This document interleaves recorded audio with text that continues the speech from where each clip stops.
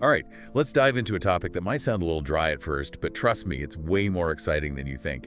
We're talking international commercial law. Definitely not your typical beach read, but it's surprisingly relevant to all of us. Exactly. And today, we're giving you a sneak peek at something massive. It's called the Patron Apollo Encyclopedia. 8 parts. 8 parts covering everything you could ever imagine in international commercial law. Contracts, shipping, intellectual property, even environmental law, it's all in there. It really is the ultimate guide to navigating the global marketplace. Think of this as your mission briefing before we embark on a deep dive into each part. Now, you might be thinking, okay, but why should I care about international commercial law? Well, let's say you're a business owner. Yeah. And you want to, let's say, sell your amazing new product overseas.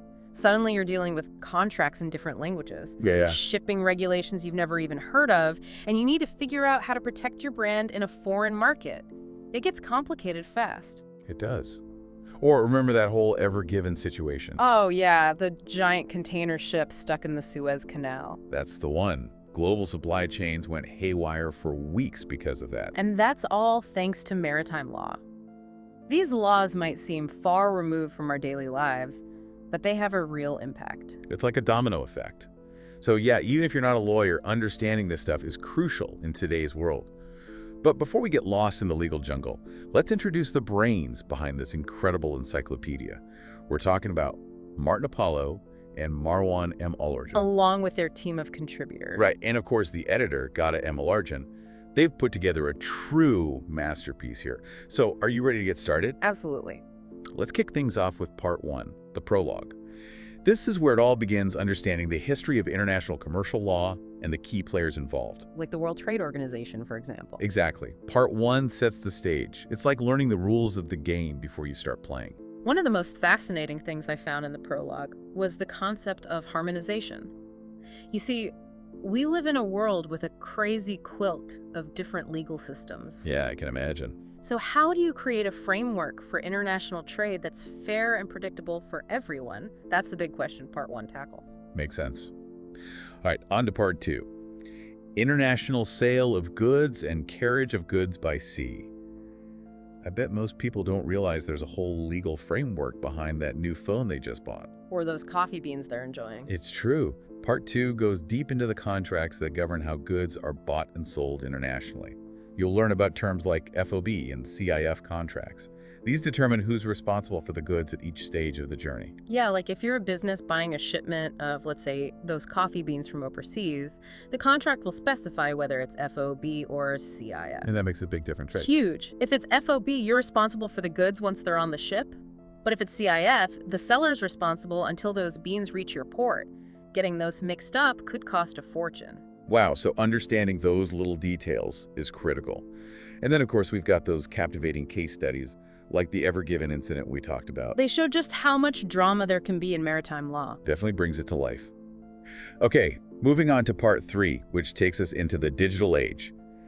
Intellectual property rights and competition law, and electronic commerce and digital trade. Protecting brands, patents, trademarks, it's all here. Plus, navigating the Wild West of online piracy. This is where things get really interesting, especially with the explosion of e-commerce. Right, everything's online now. Part 3 explores the big international agreements like the Berne Convention for Protecting Creative Works and the TRIPS Agreement, which set standards for intellectual property rights worldwide. So it's not as simple as just slapping a copyright symbol on your website. Definitely not. Part 3 dives into the challenges of enforcing these rights in the digital age, especially with all the online copyright issues and data flowing across borders. I can see how this is crucial for anyone doing business online. Absolutely, and it's not just about protecting your own intellectual property, it's also about understanding how competition law applies in a globalized digital world. Great point. Now let's shift gears to part 4. Cross-border mergers and acquisitions in international corporate law and governance. This is where we get into the world of big business deals. Think about international companies joining forces. Oh, right.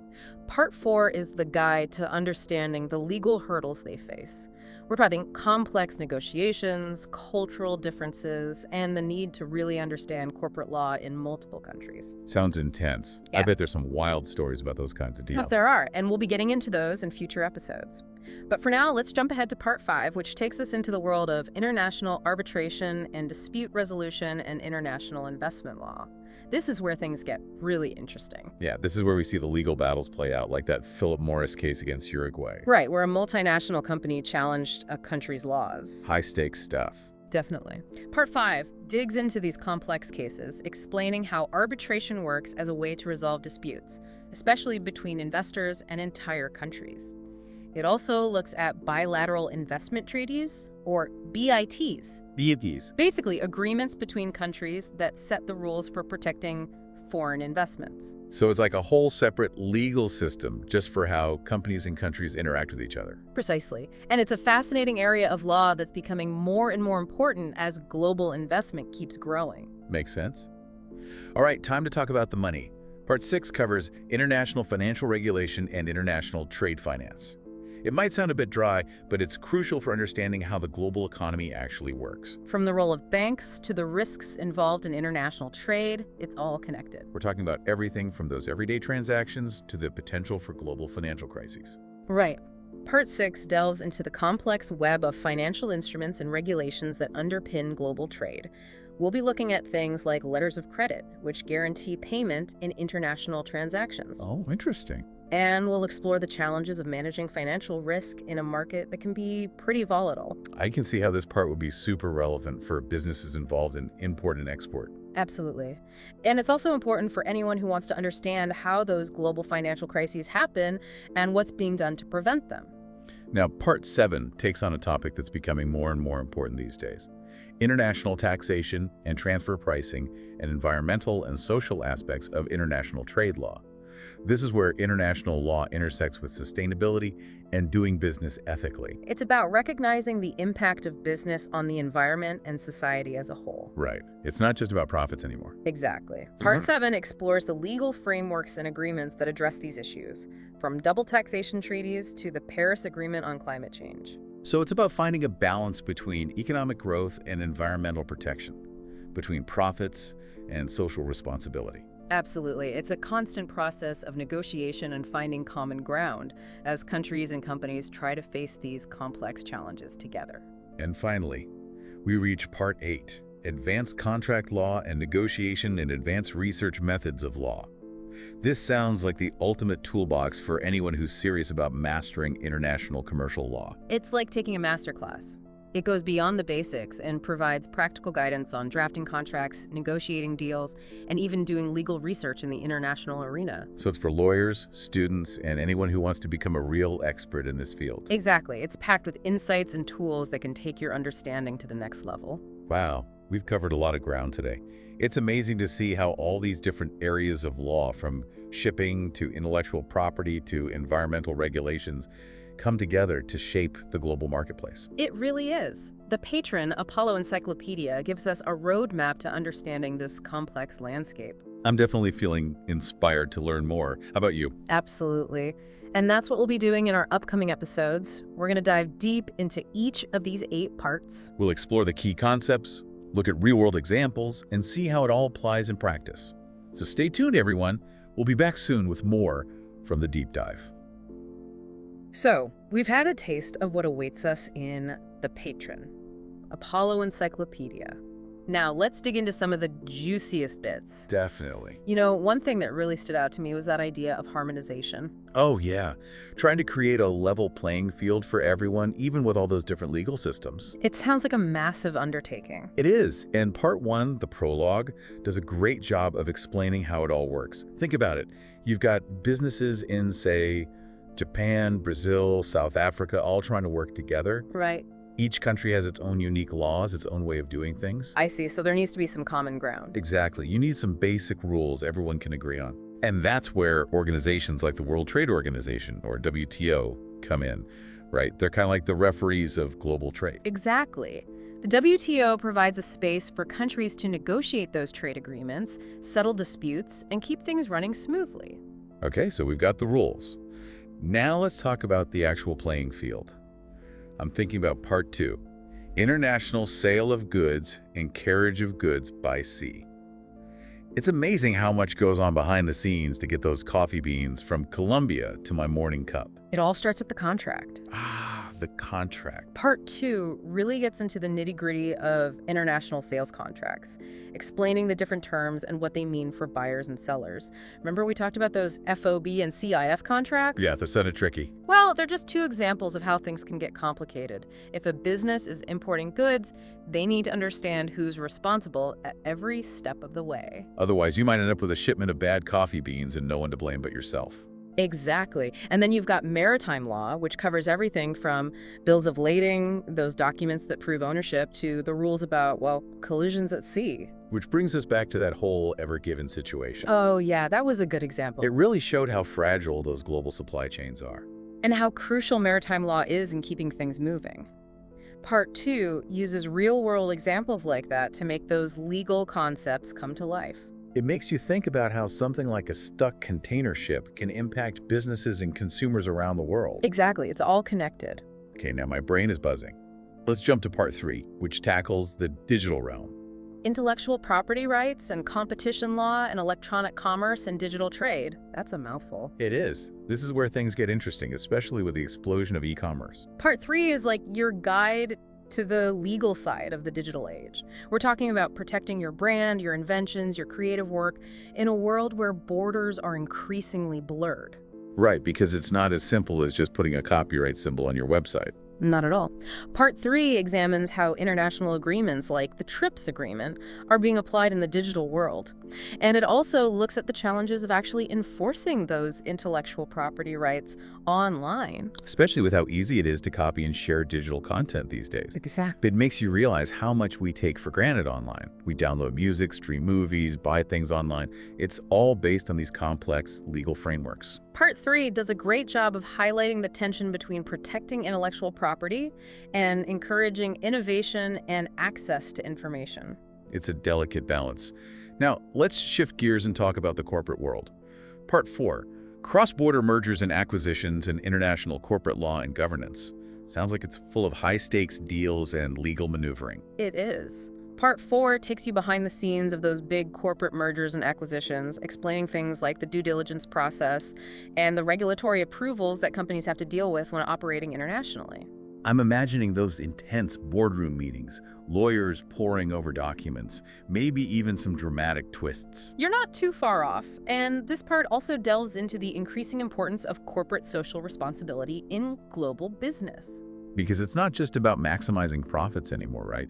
Consumers and investors are demanding ethical and sustainable practices. You got it. And Part 4 shows how international law is evolving to reflect these changes.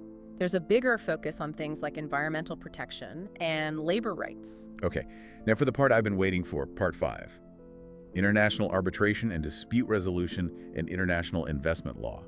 This is where we get to the legal thrillers, the big battles between multinational corporations and sovereign states. If you like legal drama, Part 5 is for you. It explores the world of international arbitration, where disputes are settled outside of the traditional court system.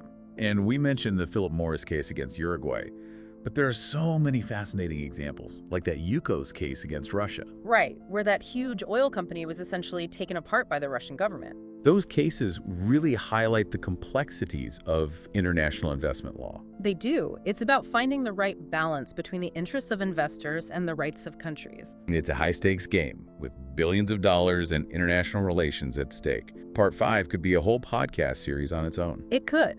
And it really underscores the importance of having clear rules for international investment and dispute resolution. Okay, let's talk about the money now. Part 6. International financial regulation and international trade finance. This might not sound like the most exciting topic, but it's really the engine of the global economy. It's all about the flow of money. Right, all those transactions happening every second around the world.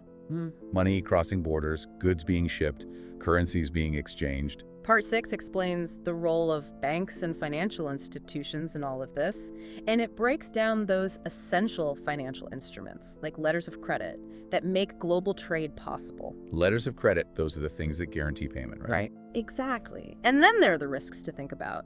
Currency fluctuations, political instability, fraud, financial crime. Part 6 explores all of that. Right, and the world is still recovering from that 2008 financial crisis. It is, and that crisis led to major reforms in international financial regulations, which Part 6 covers in detail. Now, on to Part 7. International taxation and transfer pricing and environmental and social aspects of international trade law. This is where things get really interesting. It's about the intersection of international law, sustainability, and ethical business practices. It's about recognizing that business decisions have an impact on the world around us. Right, it's not just about making a profit anymore. Exactly. And Part 7 explores the legal frameworks that address these issues, from double taxation treaties, which help avoid being taxed twice on the same income, to the Paris Agreement on climate change. So it's about finding that balance between economic growth and environmental protection, between those profits and social responsibility. Absolutely. It's an ongoing conversation and collaboration as countries and companies try to navigate these complex challenges together. All right, on to the final part, Part 8.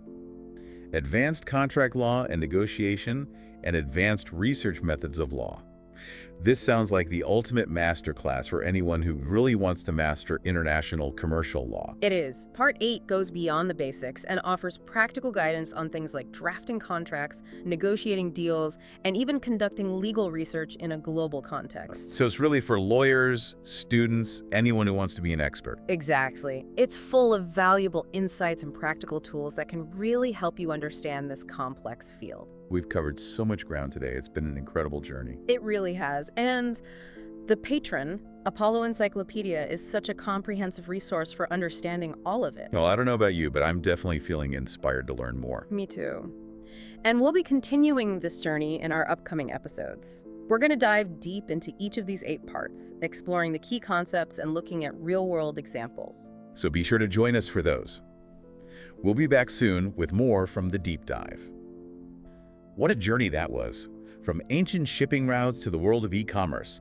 It's amazing how much ground we've covered. It is. International commercial law is so much more than most people think. Yeah, the Patron, Apollo Encyclopedia, really opens your eyes to how complex and fascinating it all is. And how relevant it is to our everyday lives. Exactly. I mean, who knew there were so many legal intricacies involved in something as simple as buying a cup of coffee? Or ordering something online. Right. So as we wrap up this sneak peek, I have a challenge for our listeners. Think back to everything we've talked about today. All those different facets of international commercial law. What really piqued your interest? What questions are you left with? Are you curious about the future of trade agreements? Or maybe the impact of technology on global commerce? Or maybe something else entirely? Whatever it is, I encourage you to keep exploring. The Patron, Apollo Encyclopedia, is a fantastic starting point, but it's just the beginning. There's a whole world of knowledge out there waiting to be discovered. Remember, in today's interconnected world, understanding international commercial law isn't just for lawyers and businesses. It affects us all. It shapes how we interact with the global marketplace, how we make decisions as consumers and citizens. So keep those brains curious, folks. And never stop asking questions. A huge thank you to our expert for guiding us through this incredible preview. It's been a pleasure. And to our listeners, thank you for joining us on The Deep Dive. Don't forget to subscribe so you don't miss our upcoming deep dives into each part of the Patron Apollo Encyclopedia. Until then, keep exploring the fascinating world of international commercial law.